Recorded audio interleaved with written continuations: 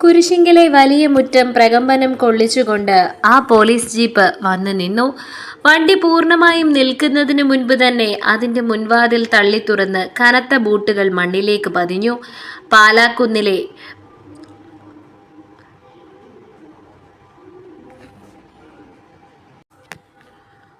ആലമ്മൂട്ടിലെ മൂത്ത മകൻ SI ആൽഫി ആന്റണി. കഞ്ഞിപ്പശ മുക്കിയ കാക്കി യൂണിഫോമിൽ കണ്ണുകളിൽ കരലുമായി അയാൾ ജീപ്പിൽ നിന്നിറങ്ങി. കൂടെ 2 പോലീസുകാരും പുറകെ ഇറങ്ങി വന്നു. അങ്ങോട്ട് നടന്നു വരുന്ന ആൽഫിയെ നോക്കി ഡേവിഡ് തന്റെ ചുണ്ടിൽ ഒരു പരിഹാസച്ചിരി വരുത്തി മീശയൊന്ന് കൂട്ടിപ്പിടിച്ചു. എന്താ ആൽഫി സാറേ, വഴിതെറ്റി വന്നാണോ, അതോ ഈ വഴിക്ക് പോകേണ്ട ആവശ്യം വല്ലതും ഉണ്ടോ? ഡേവിഡ് വളരെ കൂളായി ചോദിച്ചു. ജോൺ അപ്പോഴേക്കും ആന്റണിയുടെ മുന്നിലേക്ക് എത്തിയിരുന്നു. എന്താ SI സാറേ, എന്താ കാര്യം? ജോൺ ആശങ്കയോടെ ചോദിച്ചു. കാര്യം നിങ്ങളുടെ മോനോട് ചോദിക്കേ. ആൽഫി ഡേവിഡിന് നേരെ ചൂണ്ടുവിരൽ ഉയർത്തിക്കൊണ്ട് ഗർജിച്ചു. നിയമവും പോലീസും ഒക്കെ ഈ നാട്ടിലുള്ളപ്പോൾ കവലയിലിട്ട് ആലുമൂട്ടിലെ എൻ്റെ കൊച്ചനെ തല്ലി ചതയ്ക്കാൻ ഇവൻ ആരാ ഈ നാട്ടിലെ രാജാവോ? വെറുതെ വിടില്ല ഞാൻ ഇവനെ. അവൻ്റെ ഭാഗത്ത് തെറ്റുണ്ടെങ്കിൽ ഞങ്ങൾ ജോൺ എന്തോ പറയാൻ തുടങ്ങിയതും ഡേവിഡ് ഇടയ്ക്ക് വെച്ച് കയറി പറഞ്ഞു. അപ്പച്ചൻ മാറി നിൽക്ക്. ഡേവിഡ് ജോണിന് പുറകിലേക്ക് മാറ്റി നിർത്തിക്കൊണ്ട് ആൽഫിയുടെ തൊട്ടു മുന്നിൽ വന്ന് നിന്നു. 2 പേരുടെയും കണ്ണുകൾ തമ്മിൽ കോർത്തു. എടാ ഡേവിഡെ, വലിഞ്ഞു കയറി ഇങ്ങോട്ട് വന്നത് നിന്നെ അകത്തിടാൻ തന്നെയാ. ജീപ്പിലേക്ക് കയറിക്കോണം മര്യാദയ്ക്ക്. ആൽഫി കയ്യിലിരുന്ന ലാത്തി ഡേവിഡിന്റെ നെഞ്ചിന് നേരെ ചൂണ്ടി. ഡേവിഡ് ഒട്ടും ഭയമില്ലാതെ ആ ലാത്തിയുടെ തുമ്പിൽ തൻ്റെ 2 വിരലുകൾ കൊണ്ട് പിടിച്ച് പതിയെ വശത്തേക്ക് മാറ്റി. എന്നിട്ട് ആൽഫിയുടെ മുഖത്തേക്ക് നോക്കിയ മാസ് ഡയലോഗ് പറഞ്ഞു. ആൽഫി സാറേ, യൂണിഫോമിൻ്റെ പവറിൽ ഇറങ്ങുന്ന ആൽഫി ആന്റണി അല്ല ഈ ഡേവിഡ്. കുരിശിങ്കൽ ഡേവിഡിനൊരു കണക്കുണ്ട്. അടിക്കേണ്ടവനെ അടിക്കേണ്ട സമയത്ത് അടിയറവ് പറയിച്ചിട്ടേ ഈ കൈ താഴേക്ക് പോന്നിട്ടുള്ളൂ. അതിന് നാട്ടിലെ പ്രമാണിമാരായാലും ശരി, അത് ചോദ്യം ചെയ്യാൻ വരുന്ന നിയമമായാലും ശരി, കയ്യേറ്റം ചെയ്യാൻ നോക്കിയാ ഈ കുരിശിങ്കലെ മണ്ണ് സാറിനത്ര നല്ല ഓർമ്മകളായിരിക്കില്ല സമ്മാനിക്കുന്നത്. എടാ, ആൽഫി ദേഷ്യം കൊണ്ട് വിറച്ചു. അറസ്റ്റ് ചെയ്യാൻ വന്ന് എന്നെ ഭീഷണിപ്പെടുത്തുന്നോടാ, പിടിക്കവനെ. ആൽഫി ഒപ്പമുണ്ടായിരുന്ന പോലീസുകാരോട് ആജ്ഞാപിച്ചു. പോലീസുകാർ ഡേവിഡിന്റെ കൈകളിൽ പിടിക്കാൻ അടുത്തേക്ക് ആഞ്ഞതും അകത്തു നിന്നും പേടിയോടെ നോക്കി നിൽക്കുന്ന എൽസയുടെയും റോസ്മിയുടെയും നെഞ്ചിടിപ്പ് കൂടി. പക്ഷേ ഡേവിഡ് തൻ്റെ കയ്യിലെ സ്ലീവ് ഒന്നുകൂടി മുറുക്കി മടക്കി കുത്തി ഒരടി പോലും പുറകോട്ട് മാറാതെ പോലീസുകാരെ നോക്കി കണ്ണു ചുവപ്പിച്ചു. കുരിശിങ്കലെ മുറ്റത്ത് ആ നിമിഷം വലിയൊരു യുദ്ധത്തിനുള്ള കളം ഒരുങ്ങുകയായിരുന്നു. പോലീസുകാർ അടുത്തു വന്നതും ഡേവിഡ് ചിരിച്ചുകൊണ്ട് തൻ്റെ കൈകൾ മുന്നിലേക്ക് നീട്ടി. ആ വലിയ പോരാട്ടത്തിന് മുൻപുള്ള മൗനം പോലെ ആ മുറ്റം നിശബ്ദമായി. പോലീസുകാർ ബലമായി പിടിക്കാൻ വന്നപ്പോൾ ഡേവിഡ് അനായാസം തൻ്റെ കൈകൾ അവർക്ക് നേരെ നീട്ടിക്കൊടുത്തു. അവൻ്റെ മുഖത്തെ ആ കൂസലില്ലാത്ത ഭാവം ആൽഫിയെ കൂടുതൽ പ്രകോപിപ്പിച്ചു. എന്താ സാറേ, പിടിക്കാൻ വന്നവർക്ക് തന്നെ വിറയ്ക്കുന്നുണ്ടോ? ഡേവിഡ് പരിഹാസത്തോടെ ചോദിച്ചു. അവൻ ആൽഫിയുടെ ഒപ്പമുള്ളവരെയും കടന്ന് ഗൗരവത്തോടെ ജീപ്പിനടുത്തേക്ക് നടന്നു. പോലീസുകാർ അവനെ ചുറ്റിപ്പിടിച്ച് ജീപ്പിലേക്ക് കയറ്റാൻ മുതിർന്നു. ജീപ്പിന്റെ വാതിൽ തുറന്നപ്പോൾ അകത്തിരുന്ന വീടിന്റെ എൽസയുടെ കണ്ണുകളിൽ നിന്നും കണ്ണുനീർ ഒലിച്ചിറങ്ങി. റോസ്മി ആകെ തളർന്നു പോയിരുന്നു. ഡേവിഡ് ജീപ്പിലേക്ക് കയറുന്നതിന് തൊട്ടു മുൻപ് ഒന്ന് തിരിഞ്ഞു നിന്നു. അച്ഛൻ ജോണിനെയും പേടിയോടെ നിൽക്കുന്ന അമ്മയെയും കയ്യിലെ കവറുമായി നിശ്ചലയായി നിൽക്കുന്ന റോസ്മിയെയും അവൻ ഒന്നു നോക്കി കണ്ണു ചിമ്മി. അമ്മച്ചി പേടിക്കണ്ട, ഈ കുരിശിങ്കൽ ഡേവിഡ് പോയ വഴിയെ തിരിച്ചു വരും. അപ്പച്ചൻ സമാധാനമായിരിക്കണം. കൊച്ചു പോയി ഞാൻ പറഞ്ഞ സാധനം സെറ്റ് ചെയ്യാൻ നോക്ക്, റോസ്മിയെ നോക്കി പറഞ്ഞു. അവൻ്റെ ശബ്ദത്തിൻ്റെ ആത്മവിശ്വാസം ഒട്ടും കുറഞ്ഞിരുന്നില്ല. അവൻ പതിയെ തലകുനിച്ച് ജീപ്പിനുള്ളിലേക്ക് കയറി. പോലീസുകാർ ജീപ്പിന്റെ വാതിൽ ശക്തമായി അടച്ചു. സൈറൺ വീണ്ടും മുഴങ്ങി. ഡേവിഡിനെ കൊണ്ടുപോയ ആ പോലീസ് ജീപ്പ് കുരിശിങ്കലെ ഗേറ്റ് കടന്ന് റോഡിലേക്ക് പാഞ്ഞു. പിന്നിലാകെ ഒരു വലിയ ശൂന്യത മാത്രം ബാക്കിയാക്കിയ ആ ജീപ്പ് പൊടിപടലങ്ങൾക്കിടയിൽ മറഞ്ഞുപോയി. എൽസ കസേരയിലേക്ക് തളർന്നിരുന്നു. ജോൺ ദേഷ്യവും വിഷമവും ഒളിക്കാൻ പാടുപെട്ടുകൊണ്ട് മുറ്റത്ത് തന്നെ നിന്നു. വീടിന്റെ വരാന്തയിൽ റോസ്മി കയ്യിലെ കവറുമായി സ്തംഭിച്ചു നിന്നുപോയി. അവരവനെ വെള്ളം ചെയ്യുമോ? നിങ്ങൾ ആ ബെന്നി വക്കീലിനെ വിളിച്ചു പറഞ്ഞ് ഇറക്കാൻ പറ്റുമെന്ന് അന്വേഷിക്ക്. കരഞ്ഞുകൊണ്ട് ഭർത്താവിന്റെ മുഖത്തേക്ക് നോക്കിക്കൊണ്ട് എൽസ പറഞ്ഞു. എന്ന് പറഞ്ഞാൽ അവൻ ആദ്യമായിട്ടല്ലേ പോലീസുകാർ പിടിക്കുന്നത്? ഇടുക്കി സ്റ്റേഷനിൽ തന്നെ 20-ന് മുകളിൽ കേസുകളുണ്ട്, തല്ലുണ്ടാക്കിയതിന് മാത്രം. ഇനി എന്തെങ്കിലും ഉണ്ടാക്കിയാ കാപ്പയ്ക്കുള്ള വകുപ്പ് വരെ നിന്റെ മോൻ ഉണ്ടാക്കി വെച്ചിട്ടുണ്ട്.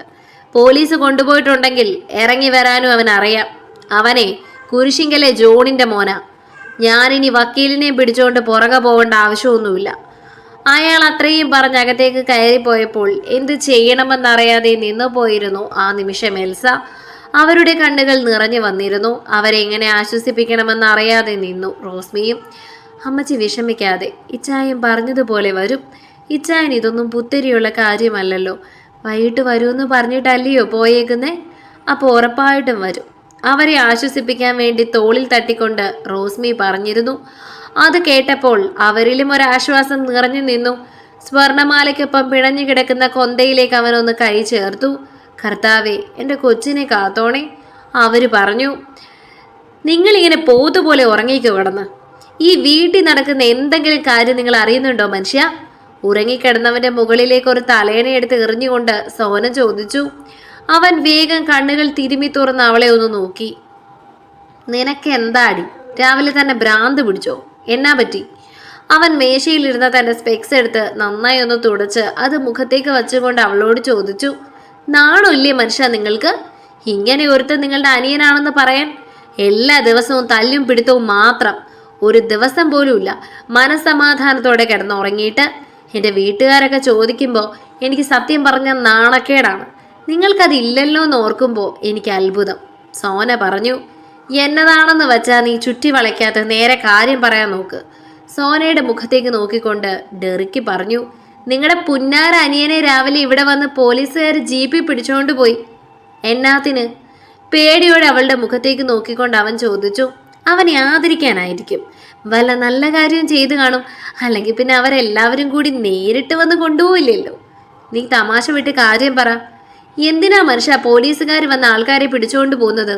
എന്തെങ്കിലും ക്രിമിനൽ കുറ്റം ചെയ്യുമ്പോൾ ക്രിമിനൽസിനെ അല്ലാതെ വേറെ ആരെങ്കിലും പോലീസുകാർ വന്ന് പിടിച്ചുകൊണ്ട് പോവോ? നിങ്ങളുടെ അനിയൻ രാവിലെ തന്നെ കവലയിൽ കിടന്ന് ആ ആലുമൂട്ടിലെ ചെറുക്കനുമായിട്ട് തല്ലുണ്ടാക്കിയെന്നൊക്കെ പറയുന്നത് കേട്ടു. എല്ലാം ടെറസിൻ്റെ മുകളിൽ നിന്നുകൊണ്ട് കണ്ടതാ ഞാൻ. അങ്ങോട്ട് ഇറങ്ങിപ്പോയി ചോദിക്ക്. എനിക്കിത്തിരി നാണക്കേടുണ്ട്. ദിവസവും പോലീസുകാർ കയറി ഇറങ്ങുന്ന ഈ വീട്ടിൽ ഇങ്ങനെ താമസിക്കാൻ. നിങ്ങളോട് ഞാൻ എത്ര കാലമായി പറയാൻ തുടങ്ങിയതാ വേറൊരു വീടെടുത്ത് നമുക്ക് മാറി താമസിക്കാമെന്ന്. പറഞ്ഞിട്ട് കാര്യമില്ല. എല്ലാവരും കുടുംബത്തോടെ വേണമെന്ന് പറഞ്ഞ് നിൽക്കുക. ഒരു പ്രായം കഴിഞ്ഞ് മാറി താമസിക്കുക തന്നെ വേണം. നമുക്ക് നമ്മുടേതായിട്ടുള്ളൊരു സ്വാതന്ത്ര്യം വേണമെങ്കിൽ അതൊക്കെ അത്യാവശ്യം തന്നെയാണ്. അല്ലാതെ എല്ലാ കാലത്തെയും അപ്പച്ചനെയും അനിയനെയും ഒക്കെ കെട്ടിപ്പിടിച്ചുകൊണ്ട് ജീവിക്കാമെന്ന് പറഞ്ഞാൽ അതൊന്നും നടക്കുന്ന കാര്യമല്ല. അവൾ ദേഷ്യത്തോടെ പറഞ്ഞു. നിനക്കെന്നാ പ്രശ്നം?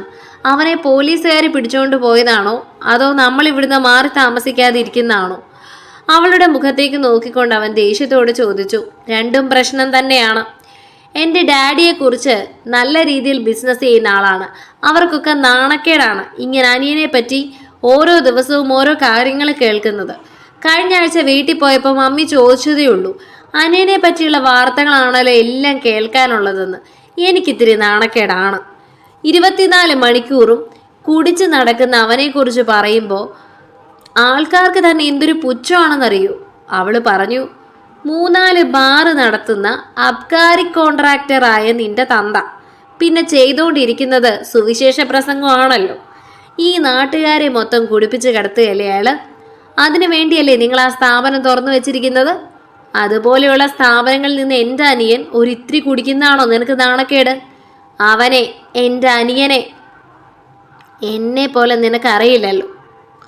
അവൻ എന്തെങ്കിലും പ്രശ്നത്തിന് പോയിട്ടുണ്ടെങ്കിൽ അതിനകത്തൊരു ന്യായം കാണും. ചുമ്മാ തല്ലിവിളിയുമായി നടക്കുന്ന ആളല്ല അവൻ. അതുകൊണ്ട് അവൻ്റെ കാര്യം ഓർത്തു നീ തൽക്കാലം വിലപിക്കണ്ട. നിന്റെ കാര്യവും എൻ്റെ കാര്യവും മാത്രം നോക്കിയാൽ മതി. അല്ലാതെ അവൻ്റെ നെഞ്ചത്തോട്ട് കയറാൻ ചെല്ലണ്ട. ചേട്ടത്തിയാണെന്നുള്ളൊരു പരിഗണന കൊണ്ടാണ് അവനൊന്നും പറയാതിരിക്കുന്നത്. നീ ആയിട്ട് അതും കൂടി കളയരുത്. എനിക്കത്രേ പറയാനുള്ളൂ.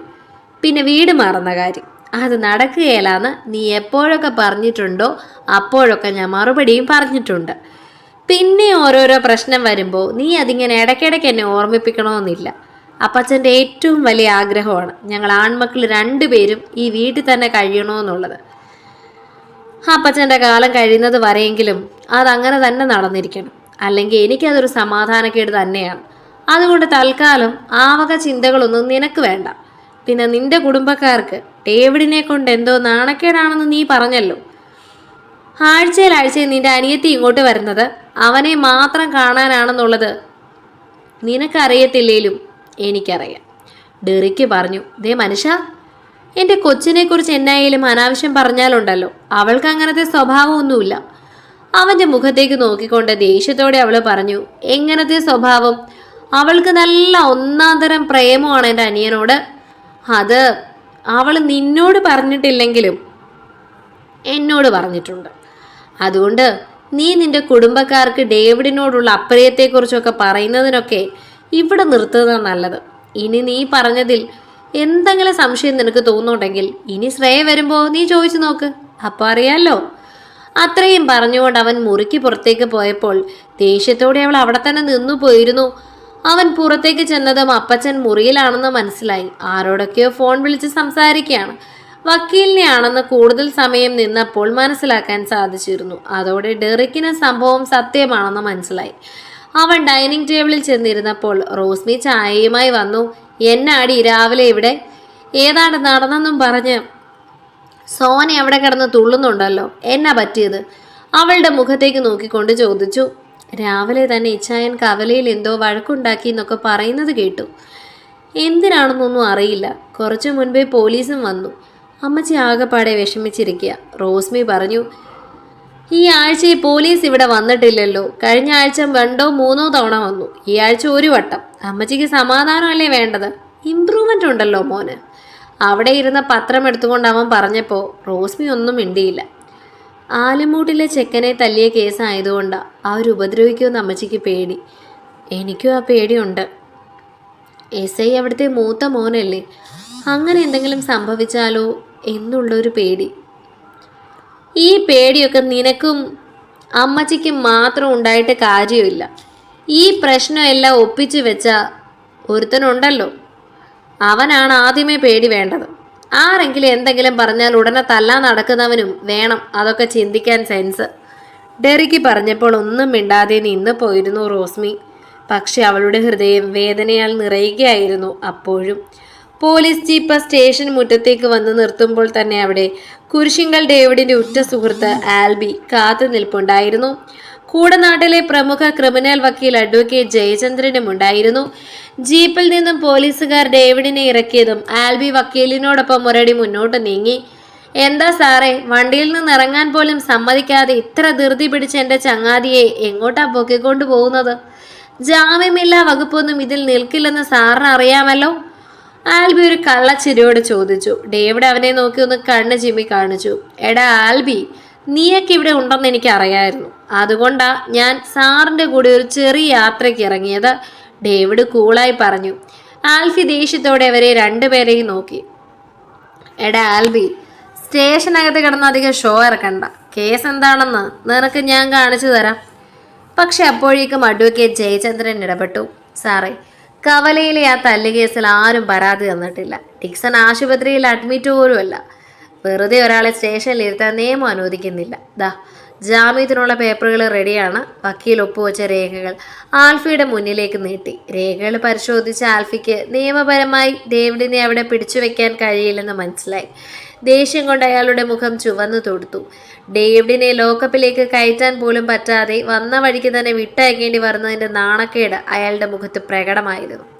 സാറേ, അപ്പോൾ ഒപ്പുവെച്ച് തന്നേക്ക്. ഞങ്ങൾക്ക് ഉച്ചയ്ക്ക് വെടിയിറച്ചി കൂട്ടി ഊണ് കഴിക്കാനുള്ളതാണ്, ഡേവിഡ് പരിഹാസത്തോടെ പറഞ്ഞു. മനസ്സില്ലാ മനസ്സോടെ ആൽഫി പേപ്പറുകളിൽ ഒപ്പുവെച്ചു. ജാമ്യം കിട്ടി ഡേവിഡും ആൽബിയും വക്കീലും കൂടെ സ്റ്റേഷന്റെ പടികൾ ഇറങ്ങാൻ തുടങ്ങി. എന്നാൽ സ്റ്റേഷന്റെ പ്രധാന കവാടത്തിലെത്തിയതും ഡേവിഡ് പെട്ടെന്നൊന്നു നിന്നു. എന്നിട്ട് തിരിഞ്ഞ് മേശപ്പുറത്ത് കൈകൾ കുത്തി ദേഷ്യത്തോടെ നോക്കി നിൽക്കുന്ന SI ആൽഫിയുടെ നേർക്ക് നടന്നു ചെന്നു. സ്റ്റേഷനിലെ പോലീസുകാരും ആൽബിയും വക്കീലും ഒരുപോലെ ഡേവിഡിനെ നോക്കി നിന്നു. അവന്റെ തൊട്ടു മുന്നിൽ ചെന്ന് അയാളുടെ കണ്ണുകളിലേക്ക് നേരെ നോക്കി ഡേവിഡ് പറഞ്ഞു. ആൽഫി സാറേ, ഈ കാക്കി ഊരി വെച്ച സാറും ഞാനും തമ്മിൽ വലിയ വ്യത്യാസമൊന്നുമില്ല. പക്ഷെ ഒരു വ്യത്യാസമുണ്ട്. ഈ ഡേവിഡ് അടിക്കുന്നത് നിയമം കയ്യിലെടുക്കാനല്ല, അഹങ്കാരം തലയ്ക്ക് പിടിച്ചവൻ്റെ അണ്ണാക്കിലേക്ക് നിയമം എന്താണെന്ന് കാണിച്ചു കൊടുക്കാനാണ്. കുരിശിങ്കൽ ഡേവിഡിനെ ലോക്കപ്പിലിടാൻ ഈ ആലുമൂട്ടിലെ മൂത്ത മകൻ്റെ നക്ഷത്രത്തിൻ്റെ പവർ പോരാ സാറേ, അതിനൊരൽപ്പം നെഞ്ചുകൂടി വേണം. കളി കുരിശിങ്കലോക്കാരോടാണേലേ കളം എപ്പോഴും ഡേവിഡ് തന്നെ ഭരിക്കും. പിന്നെ നിന്റെ അനിയൻ അടി കിട്ടിയത് എന്തിനാണെന്ന് നിനക്കും അറിയാം, എനിക്കും അറിയാം. അത് ഈ നിൽക്കുന്ന പോലീസ് ഏമാന്മാരുടെ മുന്നിൽ വെച്ച് എന്നെ കൊണ്ട് പറയിപ്പിക്കാതിരിക്കുന്നതാണ് നല്ലത്. പരാതി പോലും ഇല്ലെന്ന് അവൻ പറഞ്ഞെങ്കിൽ നിനക്ക് മനസ്സിലായി കാണുമല്ലോ ഞാൻ അവന് കൊടുത്തത് 20 അമ്മാതിരി ഒരു കാണൽ എന്നെ ഒന്നുകൂടെ കാണാൻ അവൻ ആഗ്രഹിക്കുന്നില്ല. അതുകൊണ്ട് തൽക്കാലം അനിയനെ നല്ല രീതിക്ക് വളർത്താൻ നോക്ക് ചേട്ടൻ. വഴിയെ കൂടെ പോകുന്ന പെമ്പിള്ളേരുടെ സൗന്ദര്യം കണ്ട് അവരെ വളയ്ക്കാൻ നോക്കിയ നട്ടലുള്ള ആമ്പിള്ളേർ വന്ന് ഇനി ഇതുപോലെ പണി തരുമെന്ന് സമയമുള്ളപ്പോൾ ഒന്ന് പറഞ്ഞു കൊടുത്തേക്ക്. അവന് മാത്രം കേൾക്കാൻ പാകത്തിന് ചെവിയിലാണ് അത് ഡേവിഡ് പറഞ്ഞത്. പറഞ്ഞു തീർത്തതും ഡേവിഡ് തൻ്റെ മീശയൊന്ന് പിരിച്ചു വെച്ച് ഷർട്ടിൻ്റെ കോളർ പതിയൊന്ന് പൊക്കി ഒരു രാജാവിനെ പോലെ സ്റ്റേഷൻ്റെ പടികൾ ഇറങ്ങി നടന്നു. പുറകിൽ ആൽബി അവന് ജീപ്പിൻ്റെ ഡോറ് തുറന്നു കൊടുത്തു. ആൽഫി ദേഷ്യം സഹിക്കാനാവാതെ മേശപ്പുറത്തിരുന്ന പേപ്പർ വെയിറ്റ് കയ്യിലെടുത്ത് അമർത്തി പിടിച്ചു നിന്നു. നീ താമസിക്കുമെന്നാണ് ഞാൻ വിചാരിച്ചത്. അതോർത്ത് ഞാൻ ആ റോസക്കൊച്ചിനോട് പറഞ്ഞും പോയി ഉച്ചയ്ക്ക് വരികയില്ലാന്ന്. വൈകിട്ടത്തേക്ക് ഇറച്ചി വരട്ടിയാൽ മതിയെന്ന്. പുറത്തേക്കിറങ്ങിയതും ആൽബിയുടെ മുഖത്തേക്ക് നോക്കിക്കൊണ്ട് ഡേവിഡ് പറഞ്ഞു, അതെന്നാ വർത്തമാനമാണ് ചായ? ഇച്ചായൻ എൻ്റെ കൊച്ചിനു വേണ്ടി പോയി അടിയുണ്ടാക്കിയിട്ട് ഞാൻ ഇച്ചായനെ ലോക്കപ്പിൽ കയറ്റുന്നത് ശരിയായ കാര്യമാണോ? അവനൊന്ന് ചിരിച്ച് ആൽബിയുടെ പോക്കറ്റിൽ നിന്ന് സിഗരറ്റ് എടുത്ത് കത്തിച്ച് ചുണ്ടിൽ വെച്ചു. വക്കീൽ സാറേ, പേഴ്സ് എടുത്തിട്ടില്ല, എല്ലാം കൂടി ഒന്നിച്ച് സെറ്റിൽ ചെയ്യാം. വക്കീലിൻ്റെ മുഖത്തേക്കൊന്ന് നോക്കിക്കൊണ്ട് അവൻ പറഞ്ഞു.